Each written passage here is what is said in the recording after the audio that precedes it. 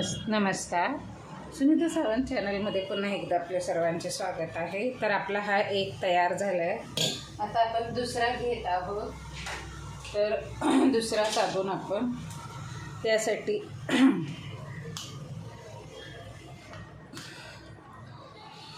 आपल्याला कुठलाही वितळणारा जो एखादा साबण असतो कुठलाही आवडतो, तुम्ही कुठलेही घेऊ शकता. पियर्स घ्या, साऊथ इंडियामधले इतर दुसरे आहेत ते खूप सारे आहेत. तैलीय साबणचा, ऑइल साबणचा वापर होतो. पण आजकाल पियर्समध्ये खूप सारे तुम्हाला मिळत आहेत. हे बघा, ही अगदी साधी पद्धत आहे, कारण याला जास्त वेळ लागणार नाही. कारण याच्यामध्ये आता आपल्याला काहीही ॲड करायचं नाही आहे. म्हणजे करायचं आहे, पण केवळ मी तुम्हाला मागे एक व्हिडिओ केला ते बनवलेले, ते हे साबण आता आपल्याला यात ॲड करायचे. तर हे बघा, याचा अर्धा भाग आपण टाकायचा. तर यामध्ये तुम्हाला माहिती आहे याच्यात नीम आहे. हे बघा, तर आपल्याला थोडंसं हे एक फॉर्म्युला झाला आहे. मी बनवलेले जे सोप आहेत तर ते याच्यात मला टाकायचे असतात म्हणून. तर अर्धा खूप झाला एकाला. पाहूया, कारण हे 100 ग्रॅमचा एक आहे आणि आपण हे असे वितळायला ठेवायचं. बाकी आपल्याला याच्यात काही ॲड करायचं नाही, कारण ऑलरेडी आपण जे हे सोप बनवलेले आहे यामध्ये खूप सारं आपण लिंबाची पानं, कडुनिंब आणि तुलसी, तर हे सगळे जे झालेले आहेत हे त्या सोप बेस मिळतो ना, त्यामुळे त्याच्यात मी हे तयार केले. काही वापरायला घेतले तांदळाच्या पिठाचे, पण हे जे राहिले ते अतिशय छान अशी यांना खुशबू आहे. तर खुशबू आणि खूप साऱ्या प्रमाणात याच्यामध्ये आपल्याला कडुनिंबाची पानं, तुळशीची पानं, ॲलोवेरा जेल ओरिजिनल आपलं आणून. तर हे एक प्रकारचा फॉर्म्युला आहे. ज्या वेळेला आपल्याला साबण सोप बेस तयार करायचे त्या वेळेला आपल्याला केवळ ह्याचा वापर या सोपमध्ये एक घटक म्हणून करायचा आहे फॉर्म्युला. हे बघा, तुम्ही बघा माझ्या हाताला कसे एकदम पिवळसर राहणार. तर त्या साबणमध्ये खूप सारी हळदी मिळणार आहे आपल्याला. तर आता तुम्ही बघू शकता हे कसं वितळतंय मस्त. तर आता हे वितळेल. तर यामध्ये आपलं नीमचा उपयोग होईल आपल्याला आणि ॲलोवेरा वगैरे सर्व मिळेल. कारण आपण जो बेस वापरला आहे तो त्या कंपनीचा आहे, तर त्याच्यामध्ये हे छान असे मेल्ट होऊन चांगलं आपल्याला ॲलोवेरा आणि नीम तर त्वचेला खूप चांगलं आहे. कारण मित्रांनो, बाजारात जे सोप बेस मी यूज केले त्याच्याने थोडंसं प्रॉब्लेम होतो, की प्रॉब्लेम नाही होत त्याच्यानं, फक्त खूप असं तेलकटपणा आणि फेस येत नाही.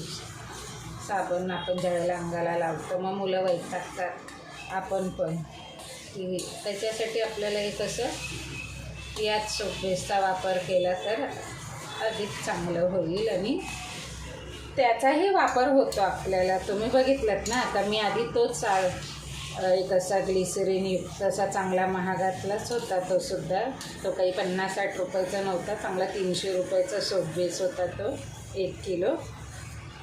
तर तुम्ही आता त्यामध्ये मग मी हे सगळं माझ्या घरातले इन्ग्रेडियंट्स टाकले आपले स्वतःचं. तशी क्रिएटिव्हिटी करायची. ते तुम्ही पाहू शकता. आता ही सगळं जो आपला आधीचा जो साबण होता, जो आपण आधी हे सर्व असे तयार केलेले, तर ते आता छान मेल्ट झालेलं आहे. तुम्ही बघू शकता छान मेल्ट झाला आहे. तर आता आपण तो मोल्डिंगमध्ये ओतून ठेवूया. हे काय छान मेल्ट झालं आहे. आता गॅस बंद करायचा. मगाशी पण मी एक करून दाखवला हळदीचा, ज्यामध्ये हळदी टाकली, काकडी टाकली आणि संत्र्याची साल. आणि आता हे आपल्या मित्रांना मैत्रिणींना हे आधीच तुम्हाला एक व्हिडिओ टाकलेले आहेत बघा, तर त्यामध्ये हे तुम्हाला याची ह्या साबणची जर तुम्हाला रेसिपी हवी असेल तर तो व्हिडिओ माझा तिकडे आहे. मी हे साबण कसे बनवले तर त्याचाही व्हिडिओ दिलेला आहे की मी ताजा लिंबाचा पाला झाडाचा तोडून आणला आणि ताजं फ्रेश असं मी ॲलोवेरा जेल वापरलं, तुळशीही ताजी वापरली. तर हे एक फॉर्म्युला म्हणून आपण या साबणात ॲड करायचं. डायरेक्टली हे साबण लावले तर तेही चांगलं, परंतु मला असं वाटतं की ह्याच्यामध्ये खूप काही असे विशिष्ट छान असे सोपचे अंगाला लावायचा सोपचा जो खास असतो फॉर्म्युला तो ह्यामध्ये खूप चांगल्या प्रमाणात असतो पिअर्समध्ये. तर ही काही पिअर्सची ॲडव्हर्टाईज नाही आहे. हे आपण एक आपल्याला अजून काही कसली क्रिएटिव्हिटी करायची असते आणि अजून काही त्याच्यामध्ये फ्लेवर्स ॲड करायचे असतात तर हे बघा असे आपण करू शकतो. तर आता हा तो साबण छान असा, तर मला वाटतं आता तो बाहेर पडतोय तर होईल तो ठीक. जरा जास्त तापला, पुढच्या वेळेला आपण थोडासा कमी टाकूया. हे जरी राहिलं तरी हरकत नाही, हे पण आपण अंगाला लावू शकतो. तर पुढच्या वेळेला आपण थोडासा अजून कमी करूया. 100 ग्रॅममध्ये आपला मिक्स करायचा. मी अर्धा भाग टाकला आहे, तुम्ही पाहिलं असेल मी अर्धा भाग टाकला आहे. तर असं आपणच थोडंसं बोलतात ना, एकदम काय मूल चालायला शिकतं का, तसं क्रिएटिव्हिटी ही खूप मित्र आणि मैत्रिणींना खूप साऱ्या ह्याच्यामधून तयार झालेली असते की तुम्हाला अजून खूप काही चांगलं करायला भाग पाडत असते. तर हे साईडला राहिलं तरी हरकत नाही, ते दुसऱ्याही सोपमध्ये ॲड करता येतं. तर आपला आता हा दुसरा सोप बेस तयार झाला, दुसरा साबण तयार झाला आता. कारण मला की नाही ते साबण करायचे होते. तर आता अशीच पाहत राहा. मी आता तिसरा साबण तयार करायला घेते, पण आता त्यामध्ये काही विशेष दुसरा काही व्हिडिओ तयार करायची गरज नाही आहे.